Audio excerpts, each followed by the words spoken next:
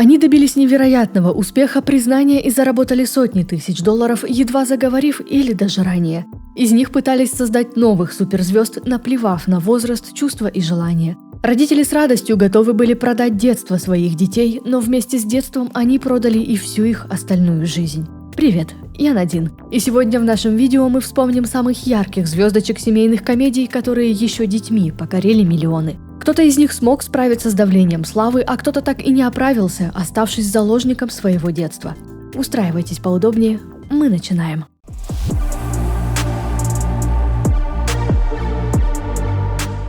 Очаровательные близняшки Мэри Кейт и Эшли Олсен появились на свет 13 июня 1986 и спустя всего 9 месяцев уже заблистали на экране, получив свою первую роль в ситкоме «Полный дом», где в итоге и выросли на съемочной площадке, проснимавшись вплоть до окончания сериала, которое состоялось в 1995.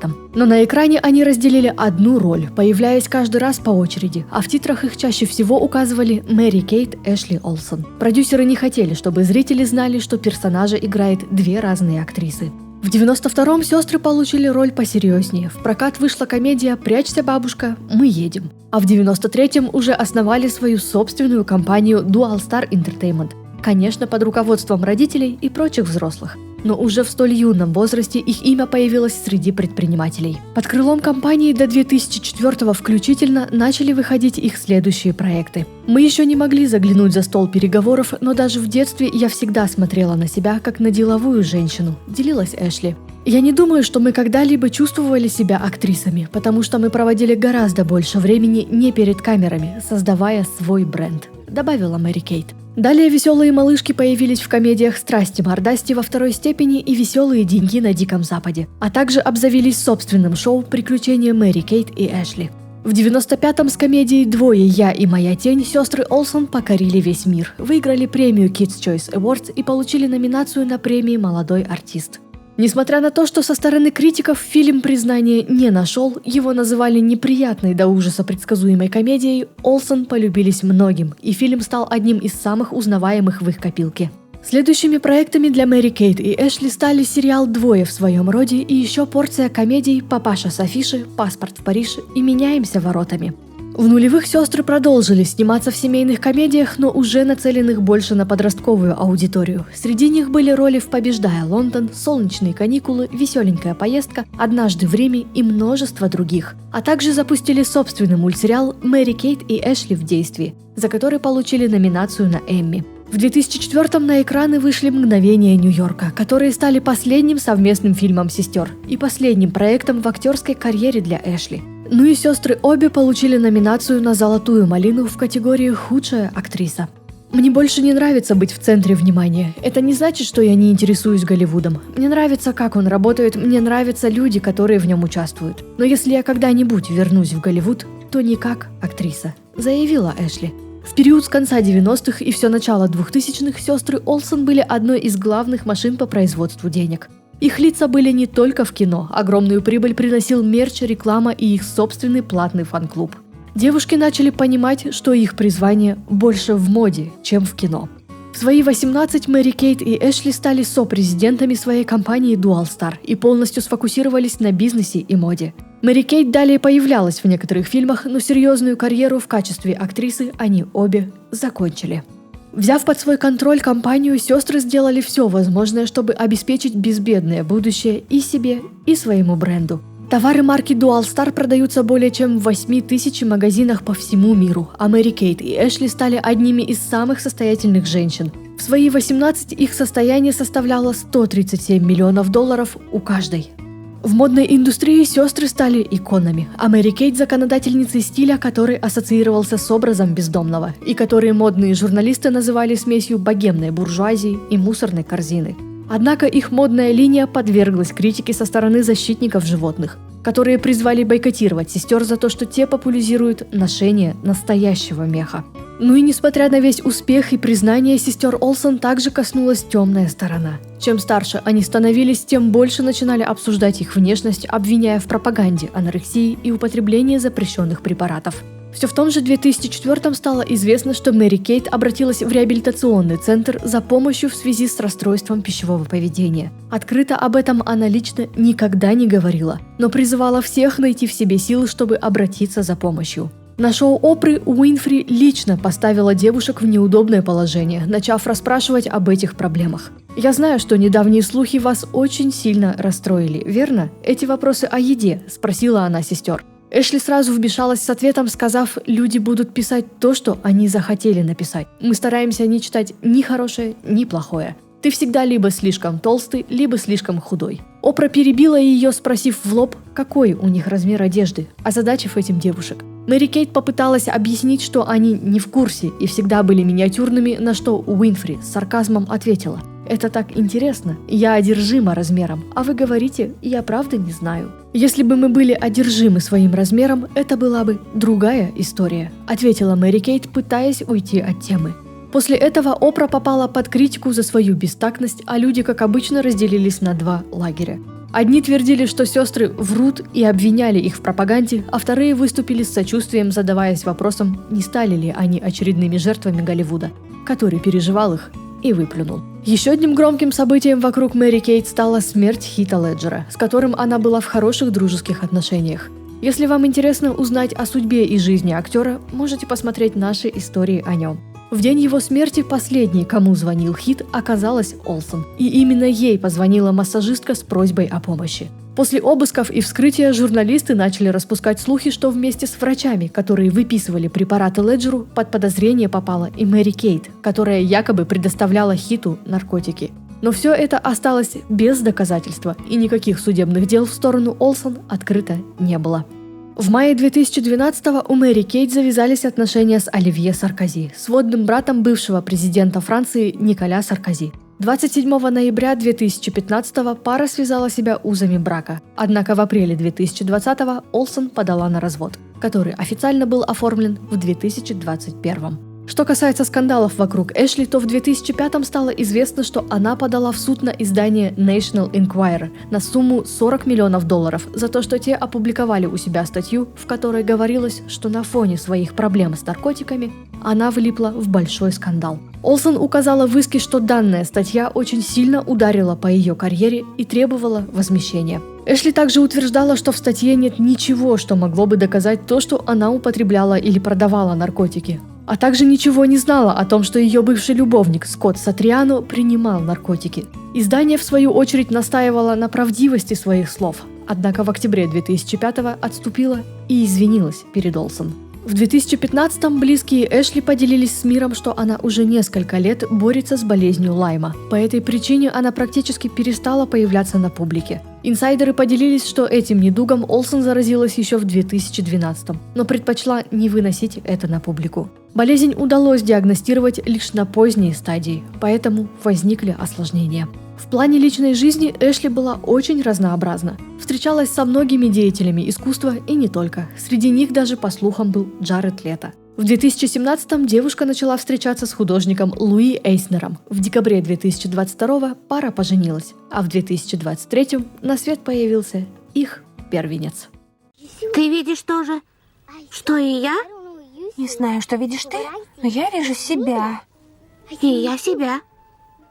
Хилари Дафф свой творческий путь начала вместе с сестрой Хейли. Живя на тот момент в Хьюстоне, девочки записались везде, где только могли. Пение, балет и, конечно, курсы актерского мастерства. В 93-м они вместе с мамой переехали в Калифорнию, чтобы серьезно связать свою судьбу с шоу-бизнесом. В течение нескольких лет они проходили прослушивания, снимались в рекламе и работали моделями. Из-за того, что в приоритеты стала карьера, с 8 лет Хилари начала учиться на дому. Дафф делилась, что она с сестрой проявила огромный интерес к съемкам и выступлениям, и мама не стала им мешать, а лишь поддержала. Мы с сестрой проявили интерес, и наша мама не смогла сказать нам «нет». Родители поддерживали и подталкивали нас. Я пропустила многие вещи, такие как конспекты в школе, наличие шкафчика и поездка на автобусе. Как только я начала гастролировать, моя жизнь стала другой. Я потеряла много друзей. Я выросла намного быстрее, но я бы не променяла это. У меня была удивительная жизнь, у меня был удивительный опыт с юных лет, рассказала Дафф. В 98-м Хилари получила свою первую главную роль в комедии «Каспер встречает Венди». Фильм встретили в основном негативными отзывами, но Дав была номинирована на премию «Молодой артист». В 2000-м актриса должна была появиться в ситкоме «Папочка». Актеры, работавшие с ней, в один голос твердили, что она станет звездой. Однако еще до выхода сериала продюсеры уволили ее. В тот момент Хиллари хотела уйти из шоу-бизнеса, но мама уговорила ее не спешить, и через неделю она получила роль, которая сделала ее известной на весь мир. В январе 2001-го Дисней представил первую серию сериала «Лиззи Магуайр», который стал настоящим хитом среди подростков. Продюсеры не стали терять ни минуты и начали создавать из Дав звезду, запустив активную рекламную кампанию, на которой по средним данным заработали около $100 миллионов. В этот же период Хиллари записала кавер на трек Брук МакКлимонт «I Can't Wait», который стал одним из саундтреков к сериалу, а на радио Дисней был главным конкурентом за первые строчки суперхиту Аврил Лавин «Complicated».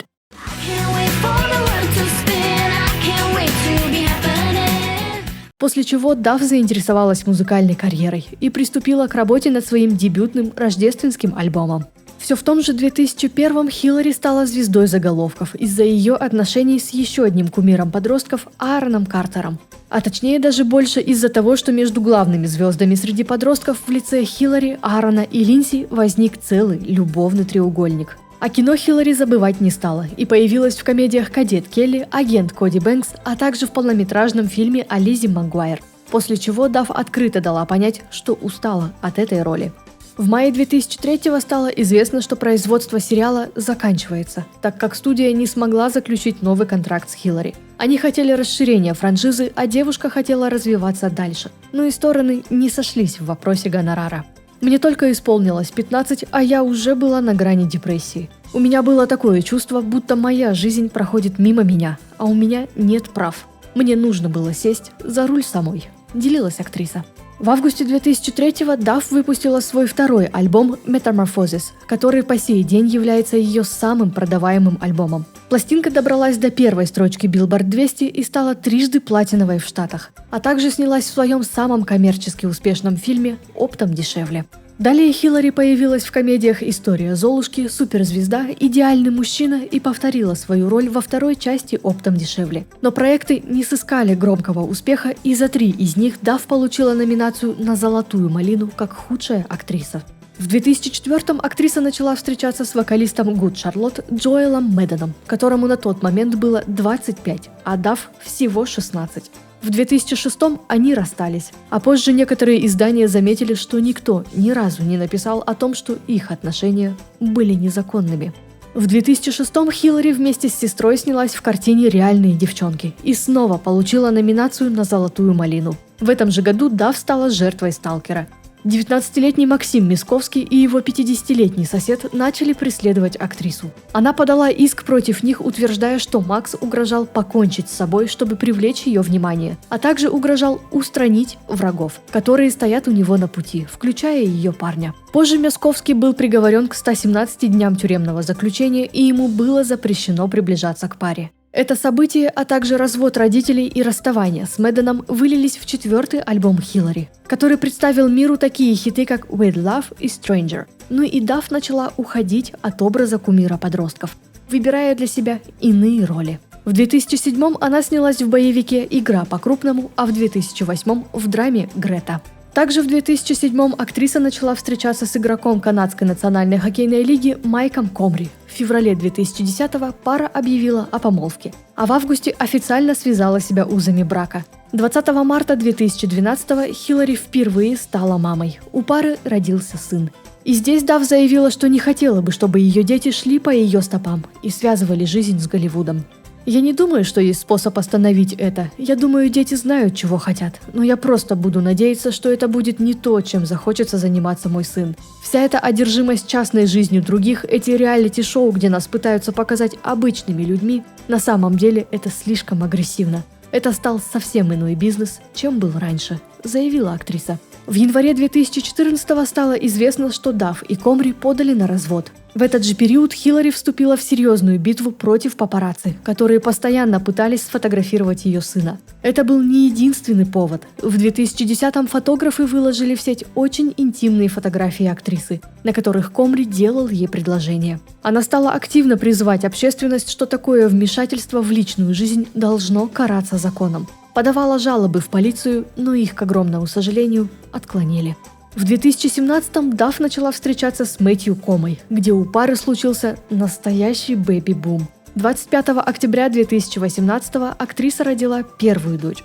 24 марта 2021 у пары родилась вторая дочь, а 3 мая 2024 на свет появилась третья дочь. В 2019-м Хиллари снялась в картине «Призраки Шэрон Тейт», где ее игра была полностью раскритикована, и «Золотая малина» все-таки настигла ее. Дафф была признана худшей актрисой. Также Хиллари хотела перезапустить Лиззи Магуайр. Даже начались съемки, но в итоге не смогла прийти с Дисней к соглашению, и студия отменила проект. В апреле 2021-го Дафф объявила, что получила главную роль в спин-оффе «Как я встретил вашу маму» под названием «Как я встретил вашего папу» и выступила в роли продюсера.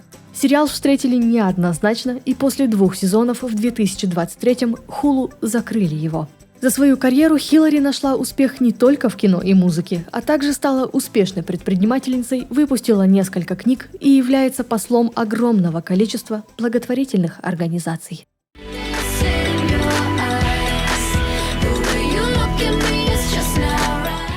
Рыжая малышка с веснушками Линдси Лохан также начала свои первые шаги на пути к славе в окружении своих братьев и сестер.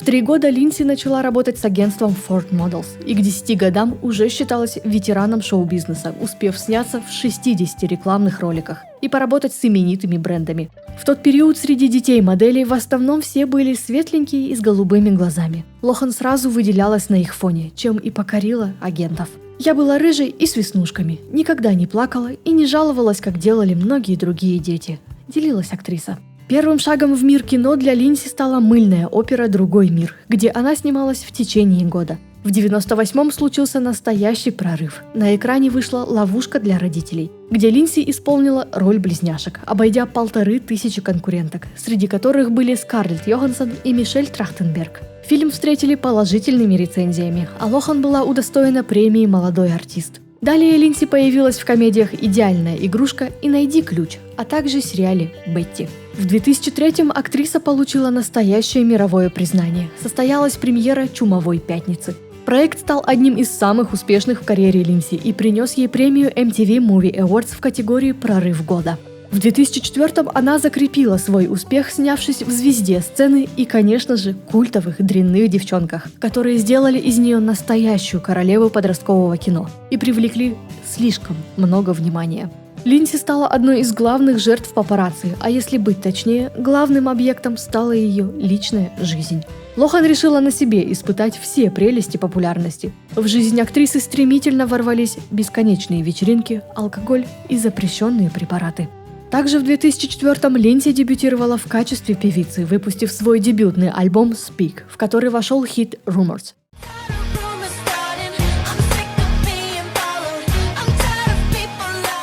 Но вот только для прессы и всего мира в целом она перестала быть интересна и как певица, и даже как актриса. Всех интересовало, с кем она встречается, в каком клубе отдыхала и настоящая ли у нее грудь. Лохан на тот момент только исполнилось 18. Журнал Rolling Stone опубликовал статью, в которой половину времени автор обсуждал, натуральная ли у Линдси грудь, или она уже успела обратиться к хирургам. Занимались этим не только они. Все тем же Rolling Stone Лохан сама лично ответила, что ее грудь настоящая и ей надоели все эти шутки про Памелу Андерсон. На вопрос о своих начавшихся бесконечных вечеринках в клубе Линдси ответила: «Я знаю всех ребят, которые владеют клубами. Мы заключили сделку, согласно которой они позволяют мне войти, и я пью только Red Bull. Если бы я хотела выпить, я бы просто осталась дома и сделала это с друзьями. Я не употребляю наркотики, никогда не употребляла. Мне не нужно делать все это, чтобы развлечься». Но годы спустя все стало совсем наоборот.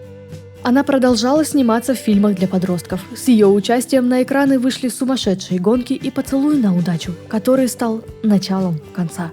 Фильм был разгромлен негативными отзывами, а Линдси получила свою первую номинацию на «Золотую малину» как худшая актриса. В 21 Линдси полностью стала интересна миру лишь как объект постоянных проблем с законом, наркотиками и реабилитационных центров. Свою лепту в подобный образ жизни внесли родители.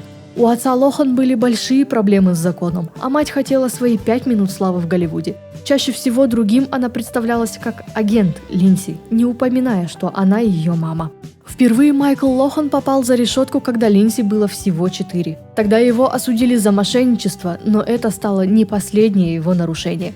Далее он нарушал испытательный срок, ордер на запрет, который мать Линдси получила, запретив тем самым ему видеться с детьми. Его ловили за вождение в нетрезвом виде, он устроил драку с зятем, звонил другому зятю с угрозами, его обвинили в ограблении отеля, откуда он унес $4000. Эти обвинения он отрицал, а также подрался с сотрудником, который вывозил мусор, из-за того, что его мусоровоз заблокировал машину. Его отправляли на лечение в реабилитационный центр, ну и стоит добавить еще то, что он слил таблоидом его разговор с Линдси, в котором она говорила ему о своей ссоре с матерью, после которой та слетела с катушек и начала употреблять кокаин. Майкл также несколько раз намекал о том, что, возможно, эту привычку она практиковала вместе с дочерью. Несмотря на все это, Линдси всегда довольно тепло отзывалась о своей семье. У них не было тесного общения, но и полностью отказываться от своих родителей она не стала. На самом деле эти события были своего рода расслаблением, когда я могла дать людям понять, что моя семья не идеальна.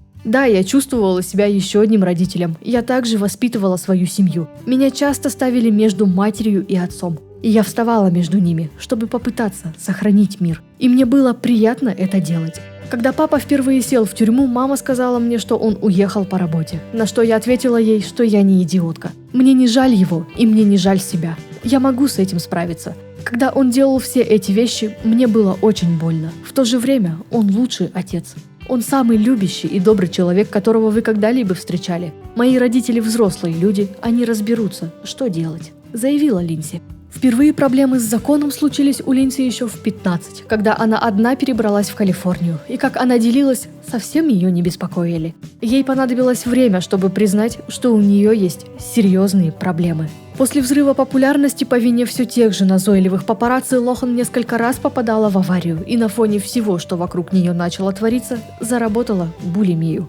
Несмотря на то, что в начале своего отрыва Линдси уверяла всех, что никогда не принимала наркотики, в 2014-м она открыто назвала себя наркоманкой, рассказав о своих проблемах с алкоголем и кокаином. В январе 2007-го она впервые попала в реабилитационный центр, где затем в течение 7 лет провела порядка 250 дней.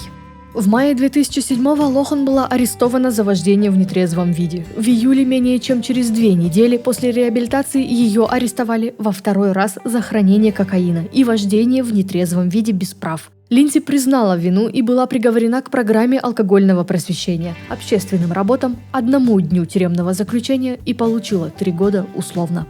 В этот период она также продолжала работать. Появилась в фильмах «Глава 27», «Я знаю, кто убил меня» и «Крутая Джорджия». Во время съемок последнего Линдси была госпитализирована, после чего руководитель студии Morgan Creek Entertainment Джеймс Робинсон назвал ее безответственной и непрофессиональной. Он также припомнил ее опоздание и сказал, что мы хорошо понимаем, что ваши продолжающиеся всю ночь тяжелые вечеринки являются настоящей причиной вашей так называемой усталости. Из-за всех этих проблем Линдси потеряла многие роли и проекты.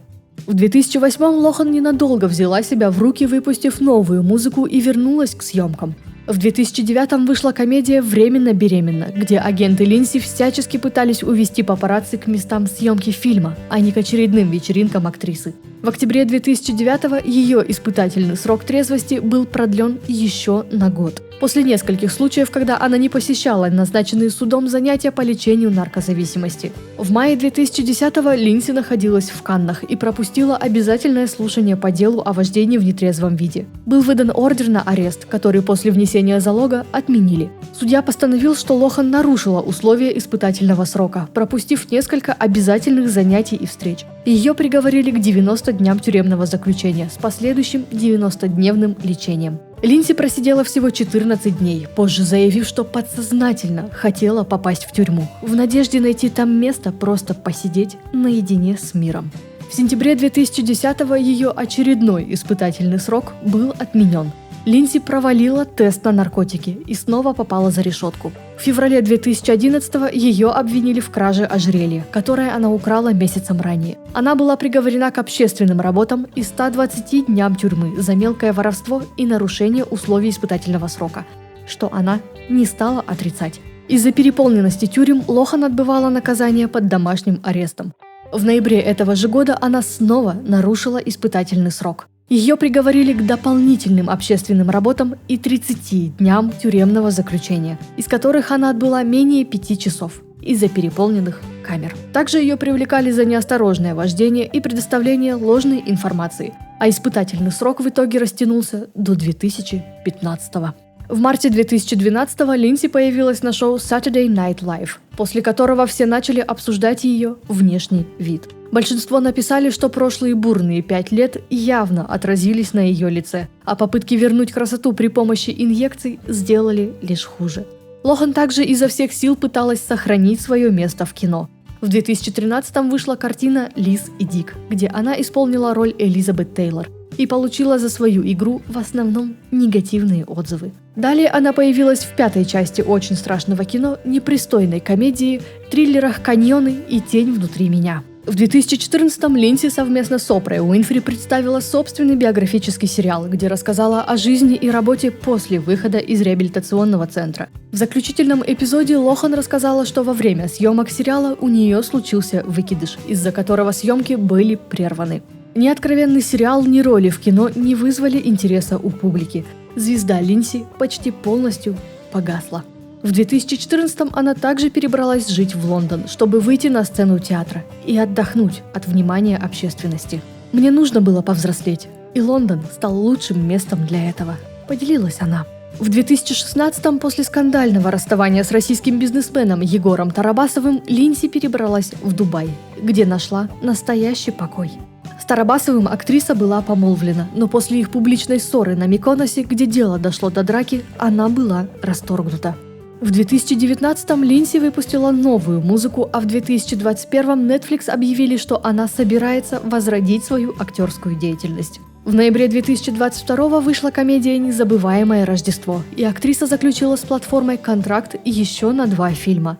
В марте 2024-го вышла «Ирландская мечта», ну а самым главным шумом вокруг Линдси стали новости о том, что «Чумовая пятница» вернется со 2-й частью. Несмотря на такую непростую судьбу, полную взлетов и падений, Линдси нашла силы взять себя в руки, взять ответственность за свою жизнь. Стала любящей женой и мамой. И, вероятно, о ее ролях в кино заговорят еще не один раз.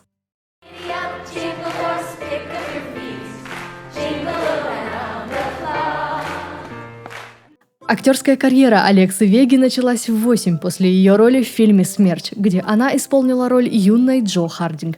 И далее последовало множество небольших ролей. Алекса появилась в сериалах «Скорая помощь», «Надежда Чикаго», в фильмах «Маленькие гиганты», «9 месяцев», «Остаться в живых», «Призраки Миссисипи» и многих других. Вега делилась, что задатки актрисы у нее появились очень рано, но ее мать, которая в свое время работала моделью и знала, что из себя представляет шоу-бизнес, поначалу не хотела, чтобы Алекса связывалась с ним. «Моя мама была на встрече с агентом своей подруги, и я была с ней, и агент сказал, она похожа на маленькую актрису, давайте просто попробуем ее на одном прослушивании». Моя мама на самом деле этого не хотела, ей не нужен был ребенок-актер. Но они решили попробовать, и через 4 дня после моего первого прослушивания я на 2 года попала в сериал «Вечерняя тень», рассказала актриса. Настоящая популярность к Веге пришла в 2001-м. На экраны вышла первая часть франшизы «Дети шпионов», где она исполнила свою самую узнаваемую роль Кармен Кортес. Первые дни на съемочной площадке для юной Алексы были очень странными. Девочка не могла привыкнуть к тому, что она главная звезда. Это было странно, мне не очень нравилось, что все на съемочной площадке спрашивали: «Могу ли я вам что-нибудь предложить? Могу ли я что-нибудь сделать?» Я думаю, что дети в Голливуде, когда все эти люди спрашивают: «Могу ли я сделать что-то для вас?», они превращаются в детей с дыркой в голове, которые думают, что правят миром. Мои родители не позволяли мне этого. Мама однажды сказала: «Если тебе когда-нибудь что-нибудь понадобится, даже просто вода, ты можешь встать и взять это сама», — делилась Вега. Фильм со всех сторон встретили положительными отзывами, и звезда Алексы загорелась для всего мира. Учитывая происхождение Веги, ее отец родом из Колумбии, затем ей довольно часто начали задавать вопросы о расовом неравенстве, с которым часто сталкивались другие латиноамериканские актрисы, на что она ответила, что в свой адрес никогда не встречала ничего подобного. «Я выгляжу как обычная белая девушка. Когда я говорю людям, что я колумбийка, они мне не верят. Мне очень повезло, что мне никогда не приходилось сталкиваться с издевательствами, когда дело касалось моей культуры. Я всегда гордилась тем, что играла разных персонажей. Я могу выглядеть латиноамериканкой, а могу выглядеть белой. И это открыло мне двери в актерскую карьеру». Но вот двери в обычную жизнь ребенка для нее, к сожалению, закрылись. Чтобы приспособиться к своему напряженному актерскому графику, Алексе пришлось перейти на домашнее обучение. Из-за постоянных разъездов она не могла нормально посещать школу, что привело к некоторым разногласиям со сверстниками. Обычно я очень уверена в себе, потому что выросла в более взрослом мире, где больше общалась со взрослыми. Но когда я попадала в обычную школу, я терялась, потому что они меня не понимали. Я была слишком зрелой для них, были некоторые сложные моменты, поэтому я решила не ходить в обычную школу и перейти на домашнее обучение. В таком юном возрасте я получила возможность путешествовать по миру, но при этом продолжала учиться. Многие говорили, это только испортит им жизнь. Но что касается меня, я думаю, у меня хорошая семья, которая не позволила мне выйти из строя, рассказала Алекса. В 2003-м Вега попробовала свои силы не только в кино, но и в музыке, выпустив свой дебютный сингл «Isle of Dreams», который вошел в сборник к третьей части «Детей шпионов». Далее Алекса появилась в фильмах «Звезды укажут путь», «Ночная тусовка», «Свидетель обвинения», «Редкая женщина», «Забастовка» и других. Но так же, как и наши предыдущие герои, сохранить свою популярность на уровне Вега не смогла. Она начала сниматься в довольно разноплановых фильмах, но огромного успеха они не нашли.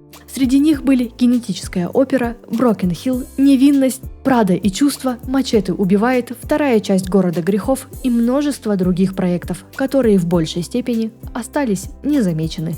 В 2010-м Вега вышла замуж за продюсера Шона Коуэлла, но брак продержался всего 2 года, и в 2012-м пара развелась. В конце 2012-го Алекса начала встречаться с Карлосом Пена, звездой сериала Big Time Rush. В 2014-м они официально связали себя узами брака, а в 2016-м на свет появился первый малыш. В 2019-м Алекса родила второго сына, а в 2021-м родилась дочь.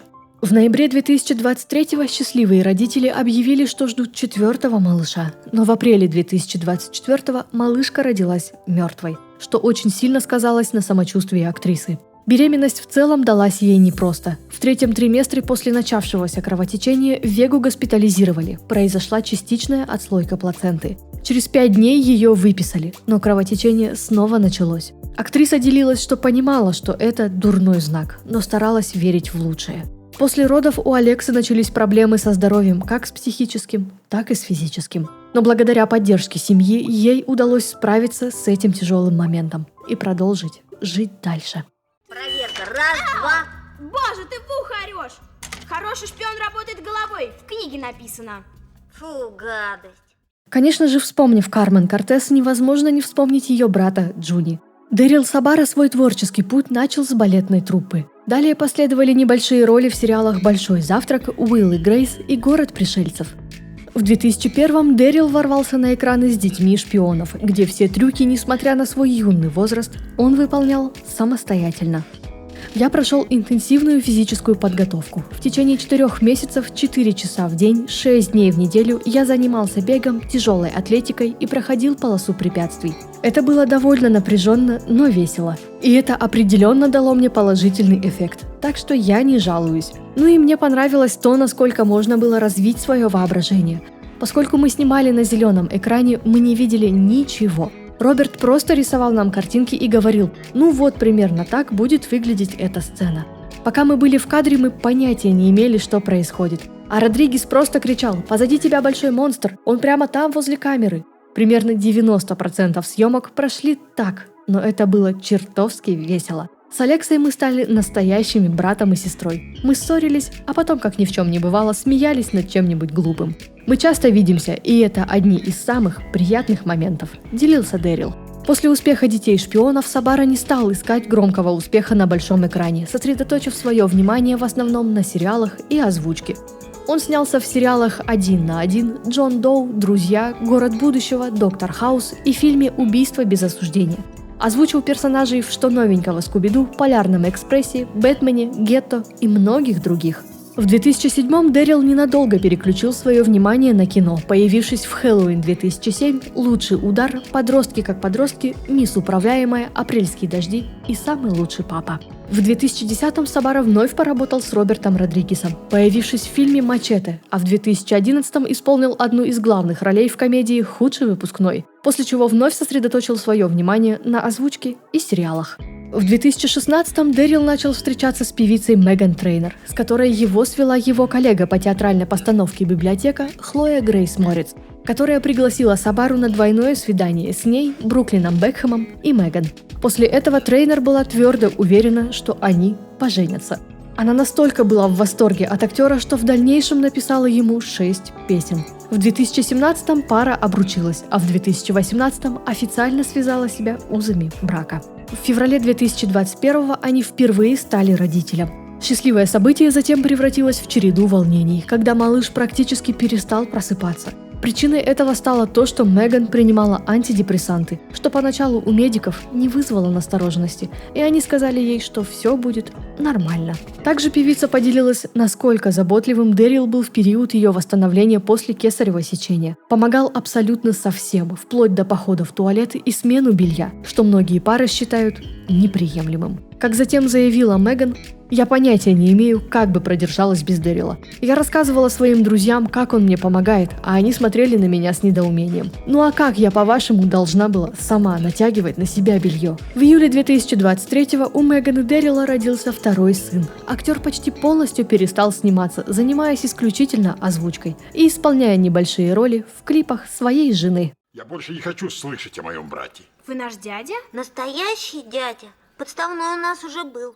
Главный трудный ребенок Голливуда Майкл Оливер перед объективом камеры встал в 2 годика, выступив моделью для каталога Sears. В 6 лет он появился в рекламе Chevron, где его и заметил агент по кастингу фильма «Трудный ребенок». Он встретился с мамой Оливера и через несколько дней пригласил его на роль. Фильм внезапно стал настоящим хитом, а на роль Джуниора также рассматривали Макалея Калкина. Изначально сюжет фильма рассматривался как драма или даже триллер, но затем студия настояла на том, чтобы превратить его в детский фильм. Из-за переделки сценария большинство были уверены, что он провалится, но внезапно картина превзошла все ожидания, став хитом и самым прибыльным фильмом Universal в 90-м году. После такого успеха студия не стала медлить и запустила в производство вторую часть, но тут Оливер действительно стал трудным ребенком для всех. А если быть точнее, то его мать Дайан Понсе, которая выставила Universal ультиматум, что если они, несмотря на то, что контракт был заключен на $80 тысяч, не увеличат гонорар Майкла до 500 тысяч, он не приступит к съемкам. Все это произошло буквально за несколько дней до начала съемок. Студии пришлось согласиться на такое повышение гонорара из-за того, что без Оливера производство всего фильма просто-напросто бы заглохло и принесло им убытков на $4 миллиона.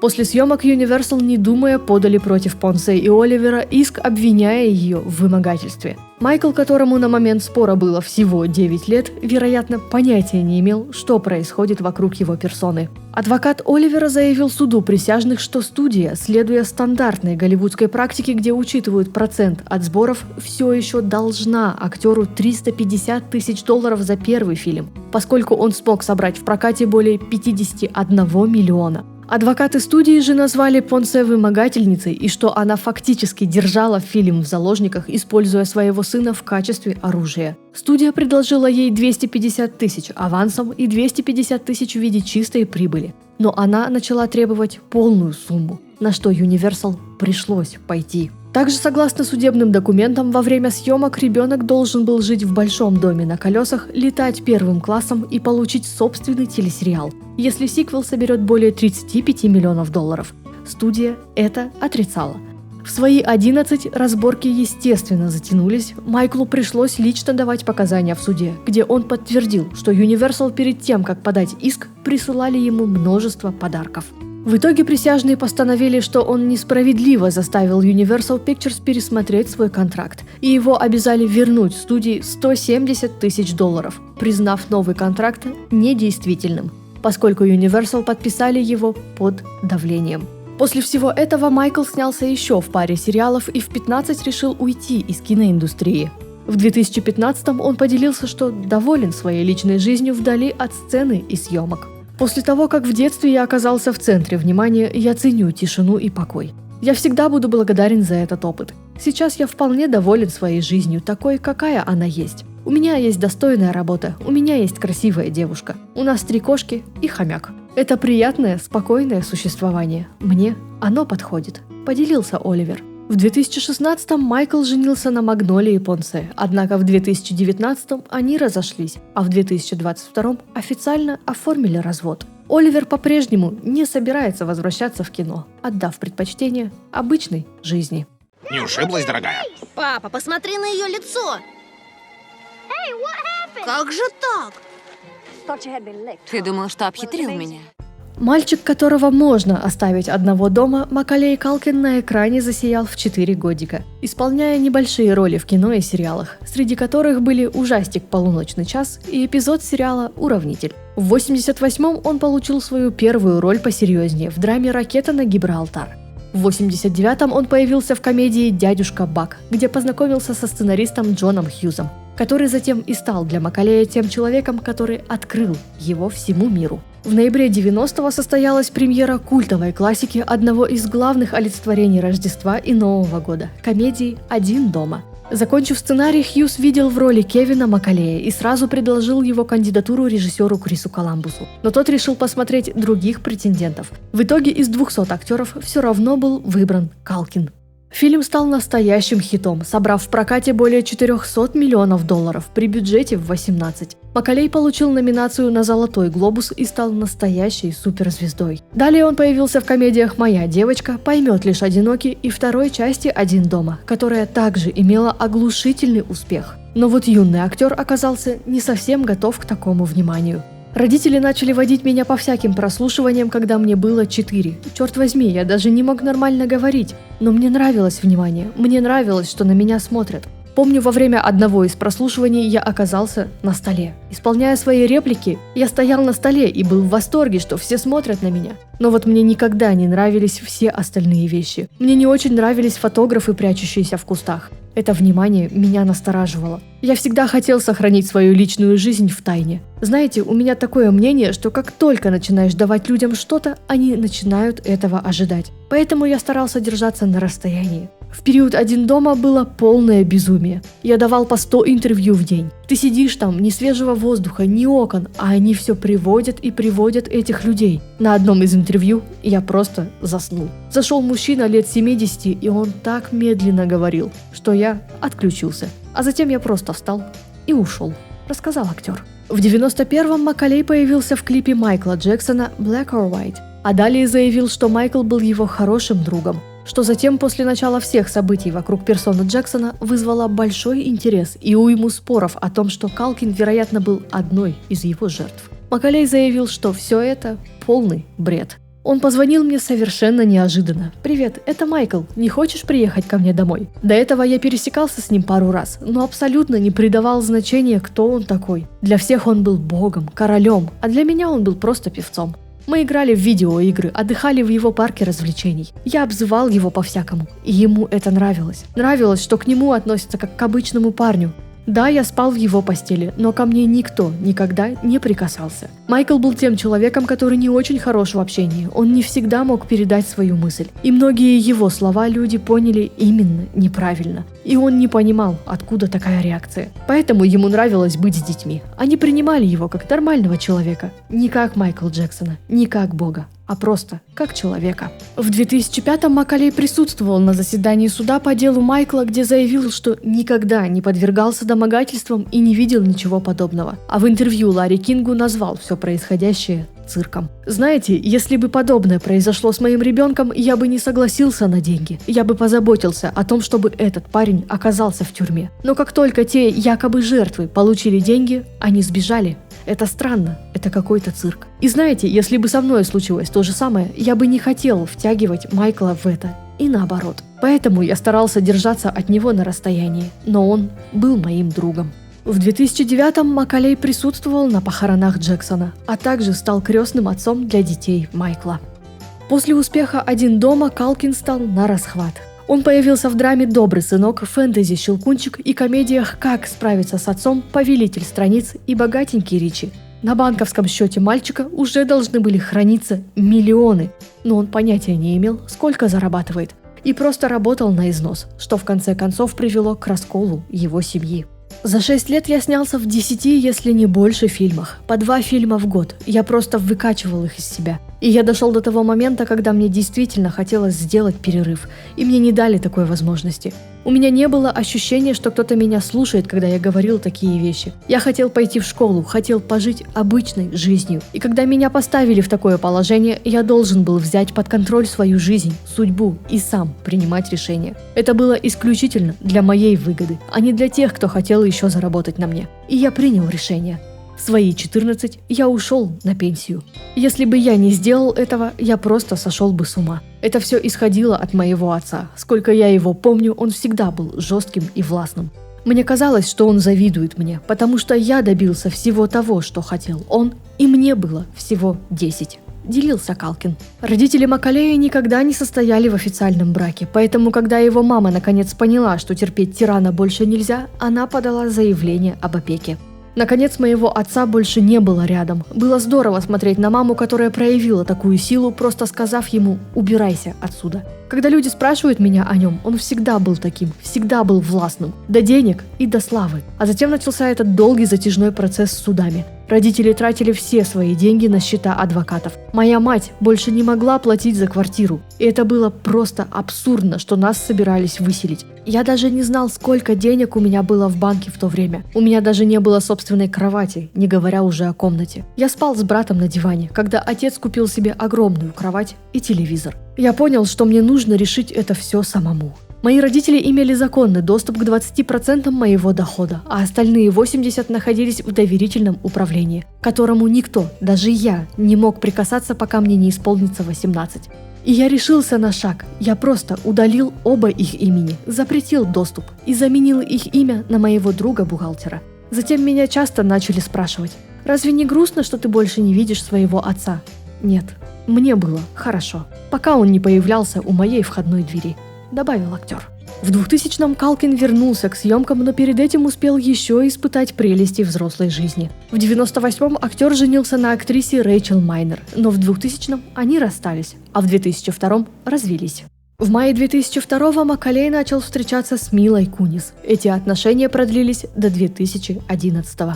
В своей работе же Калкин начал сниматься в разноплановых фильмах. На экраны вышли триллер «Клубная мания», комедия «Спасенная», драма «Иерусалимский синдром» и мелодрама «Секс на завтрак», после которой Макколей вновь пропал с экранов, но стал звездой таблоидов. В сентябре 2004-го его арестовали за хранение запрещенных препаратов, за что он ненадолго попал в тюрьму, а затем вышел под залог в $4000. Первоначально Калкин заявил, что невиновен, но позже отменил заявление, признал вину и был приговорен к 3 годам лишения свободы условно и штрафу. В этот период о нем было написано огромное количество статей, которые порой звучали не самым лучшим образом. В одной из них его даже похоронили, написав, что Макколей Калкин скончался от передозировки. Годы спустя актер прокомментировал, сказав, что за всю свою карьеру прочитал о себе огромное количество лжи. Обо мне были написаны миллионы строк неправды. Однажды мне позвонил мой адвокат и спросил, как у меня дела, потому что ему позвонили из CNN и сказали, что я умер от передозировки. Это было так сюрреалистично. На меня повесили клише, потому что я перестал работать. Но мне было все равно, потому что я не собирался возвращаться к прежней жизни. Я больше не планировал сниматься, поэтому даже не пытался защищать себя. Также СМИ утверждали, что он тратил около $6000 в месяц на героин, и якобы слышали, как актер заявил, что у него больше нет смысла для жизни, что Калкин категорически отрицал. С 2009-го Макколей в основном начал появляться в сериалах и независимых фильмах, а в 2014-м основал свою рок-группу The Pizza Underground.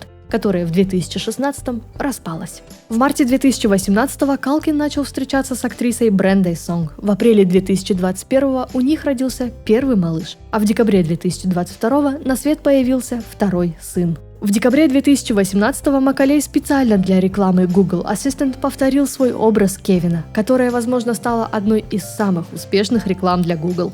В 2021-м Калкин присоединился к актерскому составу «Американской истории ужасов», а в 2023-м получил звезду на Аллее славы, где торжественную речь для него произнесла его экранная мама Кэтрин О'Хара. Где же твоя мама? Она в машине. А где твой отец? На работе. А твои братья и сестры? Я единственный ребенок. А где ты живешь? Этого я вам не скажу. Почему? Потому что вы незнакомый человек. И завершит наш выпуск Аманда Байнс, девушка, чья судьба была полностью сломана. Если остальные смогли справиться с проблемами, она, к сожалению, продолжает битву.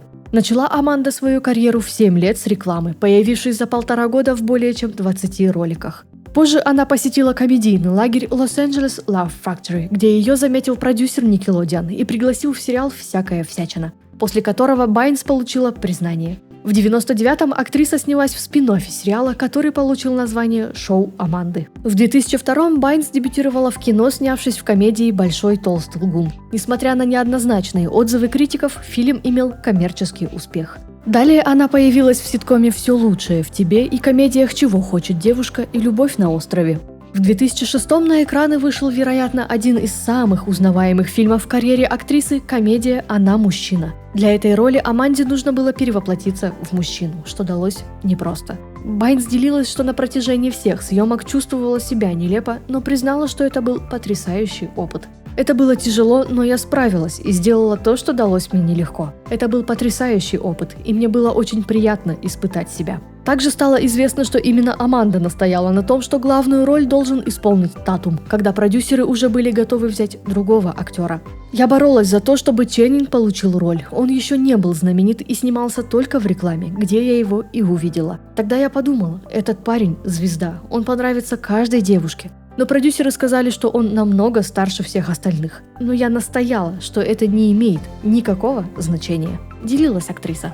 Но годы спустя, несмотря на весь успех, признания и награды, Аманда рассказала, что после выхода фильма комплексы на фоне собственной внешности стали еще больше. Когда фильм вышел и я его посмотрела, я впала в глубокую депрессию на полгода, потому что мне не нравилось, как я выглядела. Увидеть себя с короткими волосами и бакенбардами было странным опытом. Это повергло меня в ужас. В 2007-м Байнс укрепила свое место в мире кино. На экраны вышла адаптация бродвейского мюзикла «Лак для волос», которая стала самым коммерчески успешным фильмом в карьере актрисы. Фильм выиграл премию Critics' Choice Awards и был номинирован на гильдию киноактеров и Грэмми. Но следом за мега-успешным проектом вышел и провальный. Комедию Сидни Уайт не оценил никто. Далее Аманда появилась еще в 2 фильмах «Живое доказательство» и «Отличница легкого поведения». И ее звезда на киноолимпе погасла. С 2010-го Байнс стала звездой лишь газетных заголовков, которые со всех сторон начали освещать ее личную жизнь и проблемы.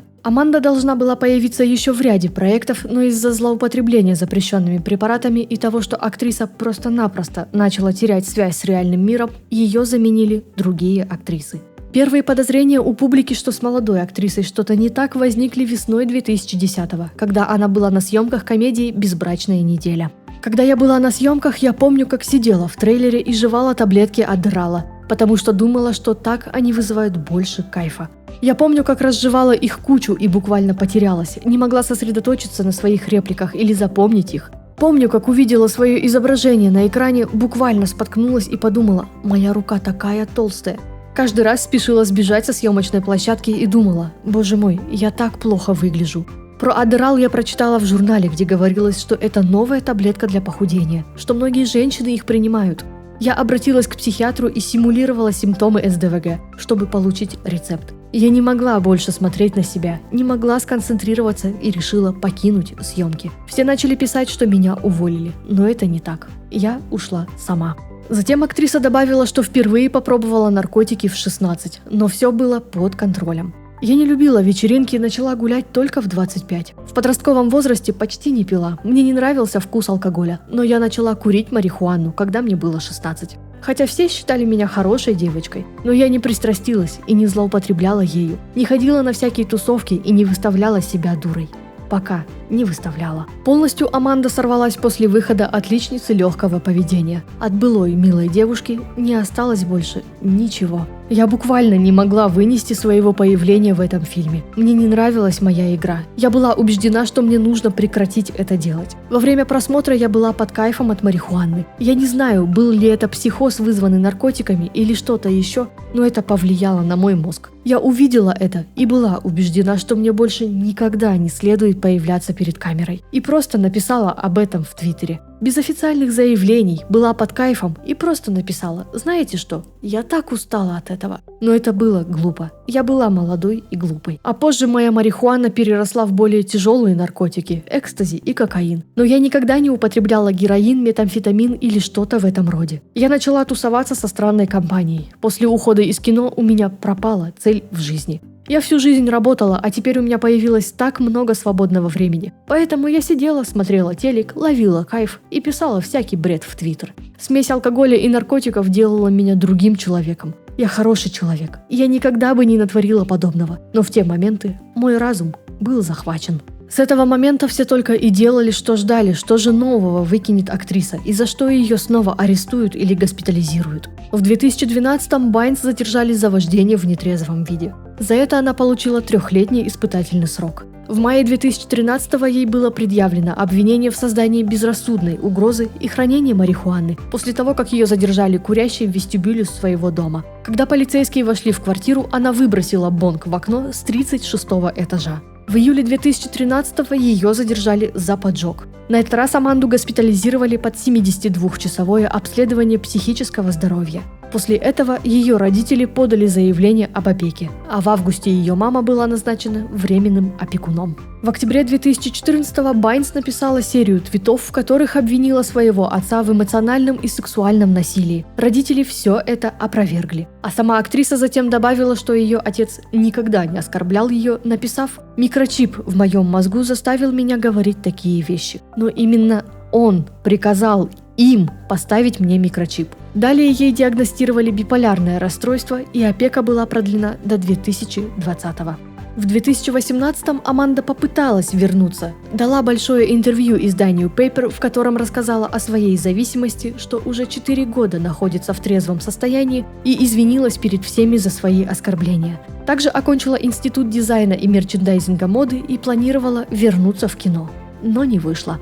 В феврале 2022-го Байнс подала заявление о прекращении опеки, которую отменили в марте этого же года. Но всего год спустя, 20 марта 2023-го, Аманда снова попала в психиатрическую больницу. С ней опять случился приступ психоза, и за помощью она обратилась к прохожему. Актриса голой блуждала по улице, остановила попутку и сказала водителю, что сходит с ума. Несмотря на это, родители не стали добиваться повторной опеки, заявив, что положительный момент в этом то, что она сама смогла обратиться за помощью. Байнс должна была появиться на конференции, посвященной сериалу «Всякая всячина», но вместо этого она провела дни в больнице. В июне 2023-го Аманда сама позвонила в полицию, заявив, что ее не покидают мысли о членовредительстве, после чего снова была госпитализирована. Звезда Аманды Байнс так и не смогла снова зажечься. Что мы тут имеем? А это селезенка. Ну и на этом все. Спасибо, что досмотрели до конца. Делитесь в комментариях вашими любимыми звездочками, ставьте лайки, подписывайтесь на нас везде, где только сможете и захотите. А мы пошли работать над новым видео. Увидимся совсем скоро.